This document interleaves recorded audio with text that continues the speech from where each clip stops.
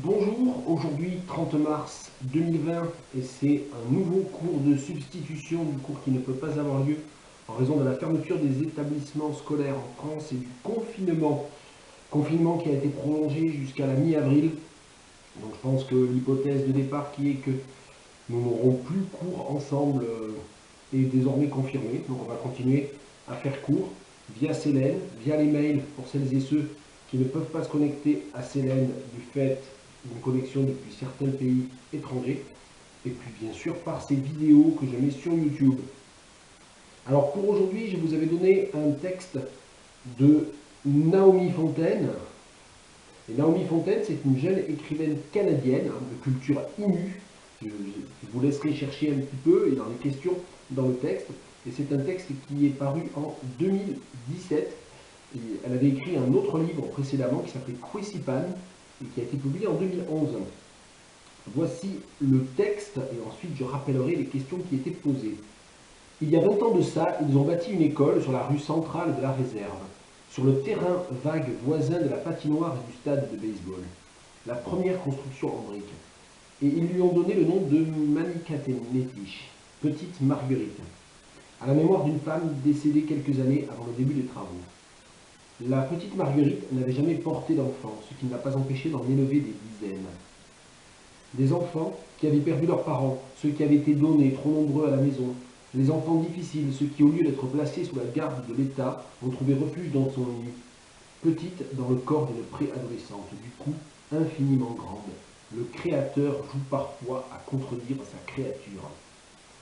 Sur le parvis de l'école, la direction avait décidé de faire pousser du gazon, mais les hommes d'entretien, ne possédant pas le tiers d'un pouce vert, même à 5, ont confondu la bonne herbe avec la mauvaise. L'été, c'était un champ bien tondu qui devenait vert un mois par année à la pousse des pissenlits. L'école a servi pour le primaire et le secondaire, jusqu'à ce que les murs atteignent leur capacité maximale. Ils ont construit 2 autres écoles et elles aussi se sont remplies. Tous les ans, les enseignantes, quelques Innus, surtout des blanches, accueillaient 6 nouvelles classes de première année, plus de 100 élèves miniatures, de petits enfants curieux pour la lecture, le calcul, les sports. La majorité parlait en français, un tout petit nombre ne parlait qu'en Innu. Certains avaient appris les 2 langues. Ils utilisaient leur langue maternelle pour saluer, nommer les saisons et dire leur envie de faire pipi. J'ai choisi le secondaire. La patience, la tenue, le cadre, les histoires de grenouilles, et les sons à répéter, et les chansonnettes à apprendre par cœur en tapant dans les mains, et les madame il m'a fait une grimace m'exaspéraient. Je me savais incapable de gérer les petits êtres humains. Par contre, j'aimais la discussion, l'écriture narrative, les questions de culture générale, le repérage d'erreurs, les romans à interpréter, les PowerPoint et les Madame avait voulu Alice de Sénécal.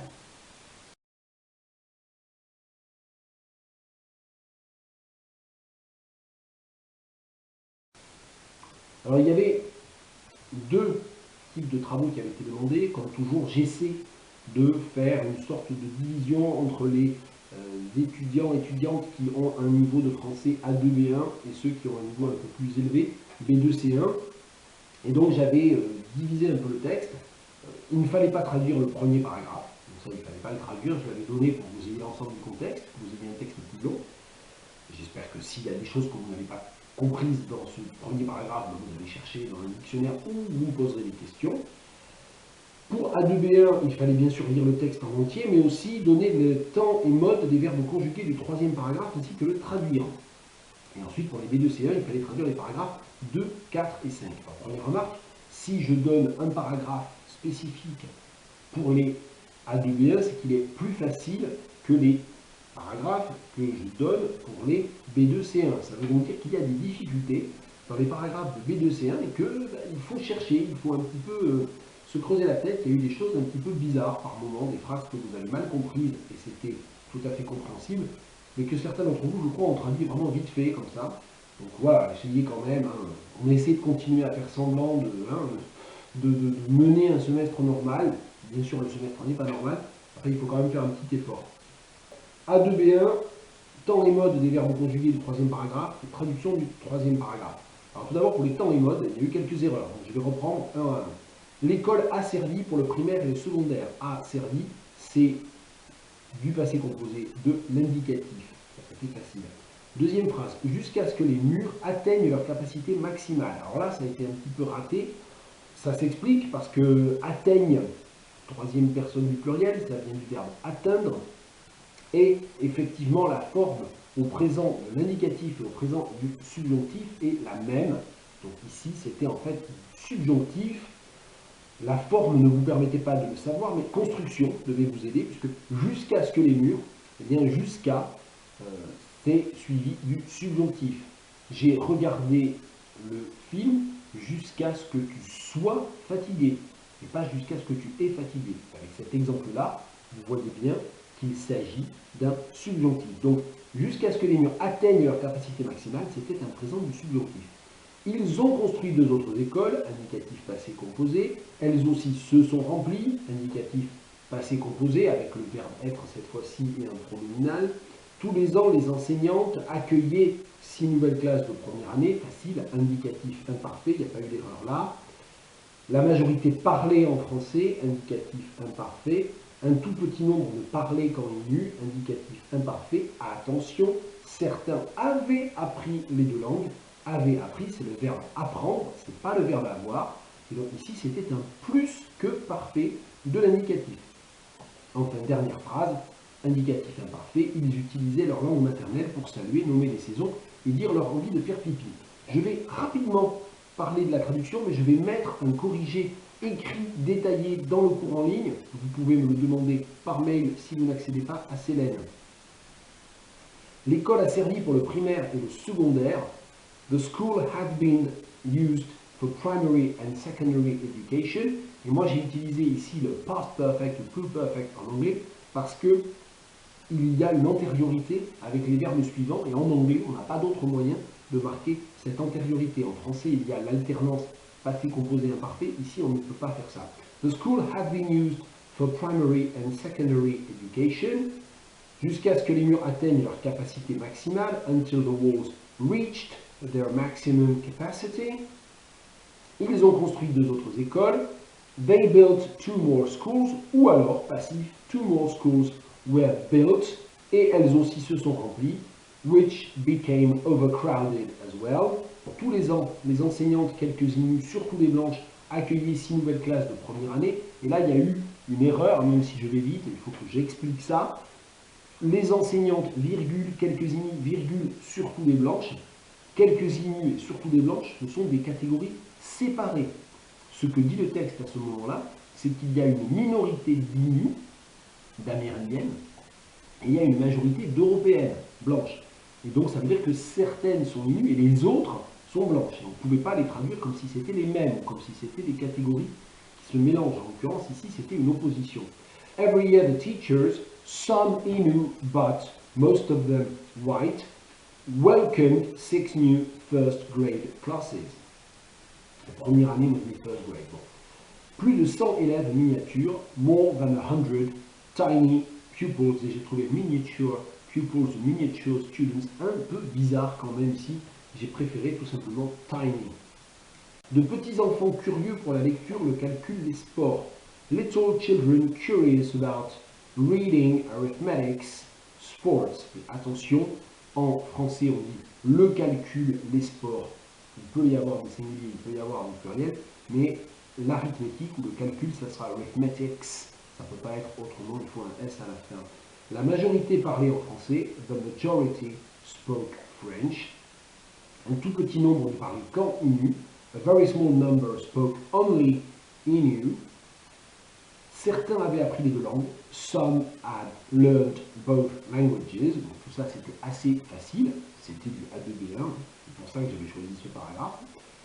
Ils utilisaient leur langue maternelle pour saluer, nommer les saisons et dire leur envie de faire pipi.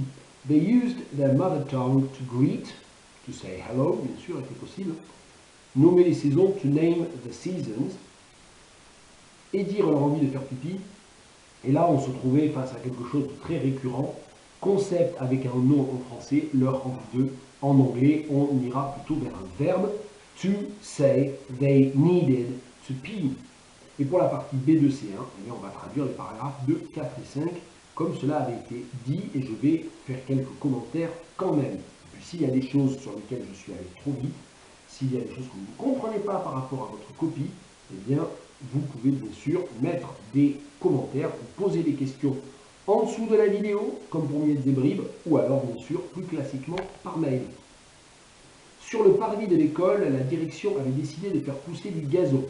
Là, la principale remarque, c'était par rapport à direction. Vous ne pouviez pas traduire par management ici, parce que c'est une école, et c'est donc pas un management. Ça sera éventuellement the head teacher, par exemple, mais plutôt school board ici. The school board had decided to grow grass on the school forecourt. Bon, j'ai accepté forecourt pour le parvis, mais ça ne se dit pas trop pour une école. Moi, j'ai tout simplement mis I decided to grow grass on the square in front of the school.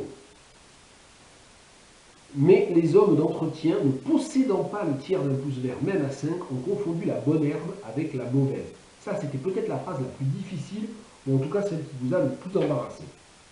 Première remarque, le pouce vert, le tiers d'un pouce vert, c'est une dérivation d'une expression figée en français, avoir les pouces verts, qui veut dire que l'on est bon jardinier, que l'on est doué pour le jardinage. Donc là, c'était l'essentiel, c'était de comprendre ça. Donc quand on dit ne pas posséder le tiers d'un pouce vert, ça veut dire ne pas être du tout bon en jardinage.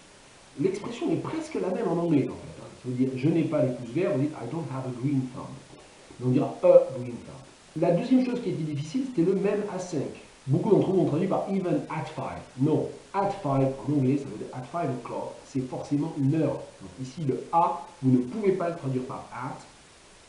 Le plus simple, c'était en fait d'étoffer even if there were 5 of them, par exemple. C'était peut-être la meilleure solution ici. Pour traduire le tiers d'un pouce vert, soit vous traduisiez seulement l'idée, they had no gardening skills at all, soit vous gardiez l'expression avec a green thumb. They didn't have a green thumb. None of them had a green thumb. C'était possible aussi. Yet, the maintenance men, the 5 of them, had no gardening skills. Ils ont confondu la bonne herbe avec la mauvaise.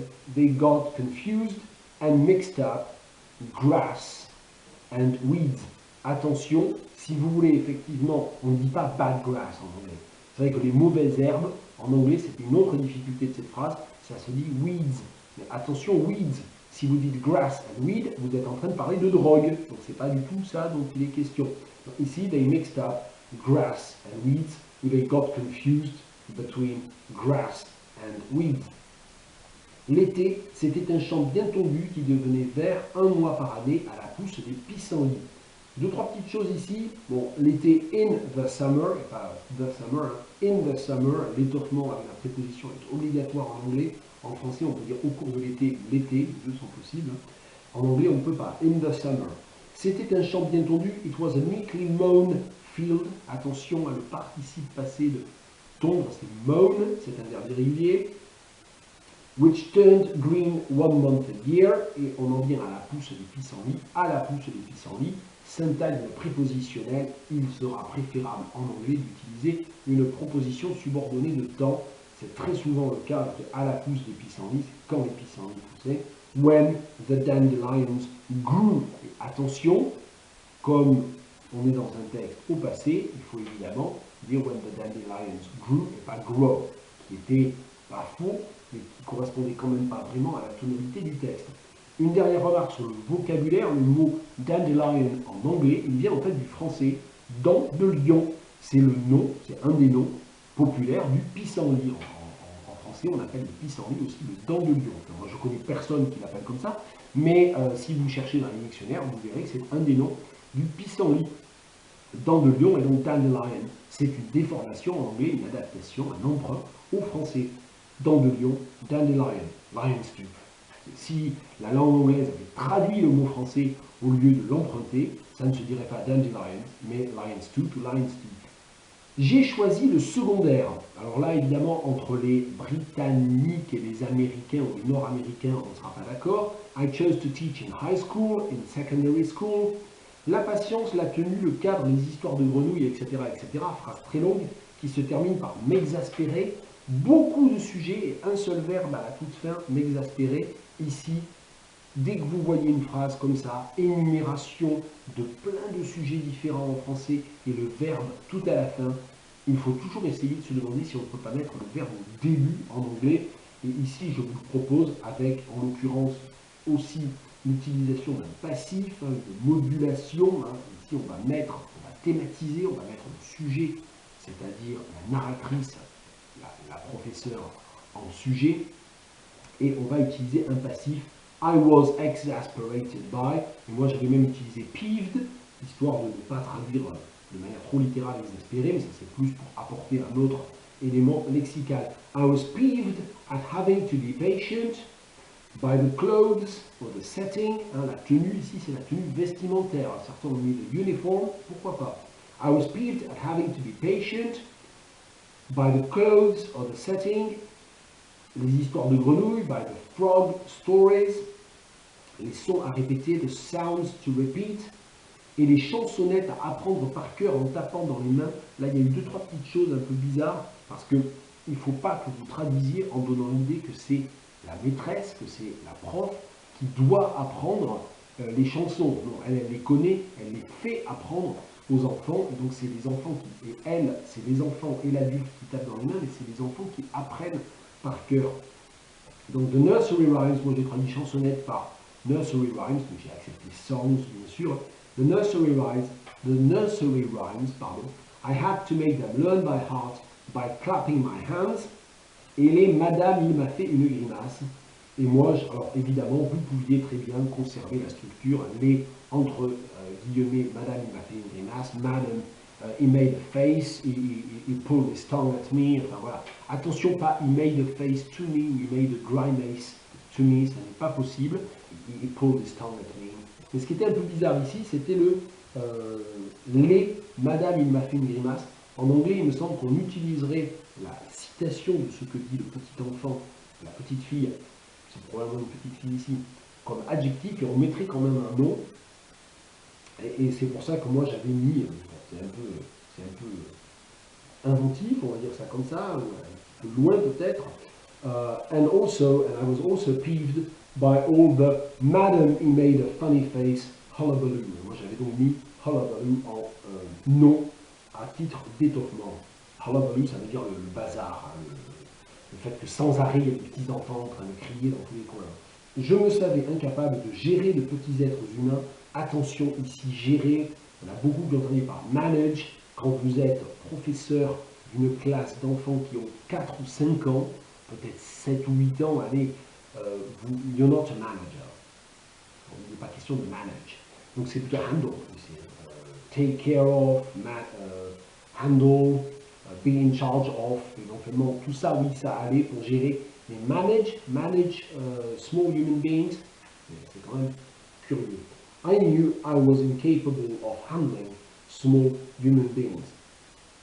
Et enfin, le dernier paragraphe. Par contre, j'aimais la discussion, l'écriture narrative, les questions de culture générale, le repérage d'erreurs, les romans à interpréter, les PowerPoint et les Madame, avez-vous lu par Alice de Sénécal?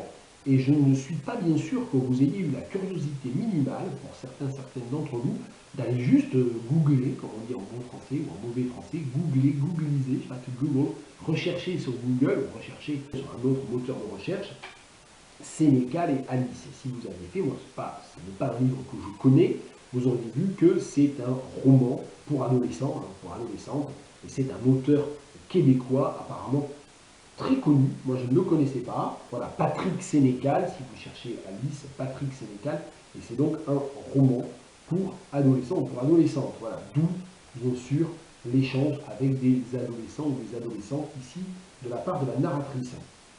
Du coup, vous ne pouviez pas traduire ce Alice de Sénécal comme Alice de Sénécal, non, Alice c'est l'œuvre, Sénécal c'est l'auteur, et vous ne pouviez pas non plus traduire par off.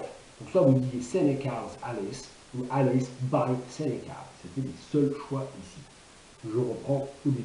Par contre, on the other hand, j'aimais la discussion, I liked discussions, moi je l'ai mis au pluriel ici plutôt. L'écriture narrative, narrative writing, vous pouviez même dire creative writing éventuellement. Des questions de culture générale. Attention, en anglais, on ne dit pas general culture, on dit general knowledge. Et moi, j'ai même traduit question par quiz ici. General knowledge quizzes, le repérage d'erreurs, spotting errors, les romans à interpréter, interpreting novels ou novels to interpret, les PowerPoint, attention, en anglais PowerPoints, vous pouvez aussi dire slideshows, bien sûr, et les Madame avez-vous lu Alice de Sénécal, et là, comme pour le les Madame, il m'a fait une grimace, je vous propose un étouffement, and questions along the lines of, quote, Madam, have you read Sénécal's Alice, unquote. Voilà pour ces propositions de traduction. J'ai essayé de rendre ça du coup un petit peu plus vivant, peut-être, je l'espère, à suivre que simplement un document ou un fichier PDF. Le fichier PDF avec toutes les corrections que je vous ai proposées se trouve dans le cours en ligne. Vous pouvez me le demander par mail si vous n'arrivez toujours pas à accéder au cours en ligne, mais je crois que ça s'est un petit peu amélioré quand même de ce point de vue-là. Je mettrai le travail pour lundi prochain en ligne dans la journée ou au plus tard demain mardi. En attendant, portez-vous bien, confinez-vous et soyons patients.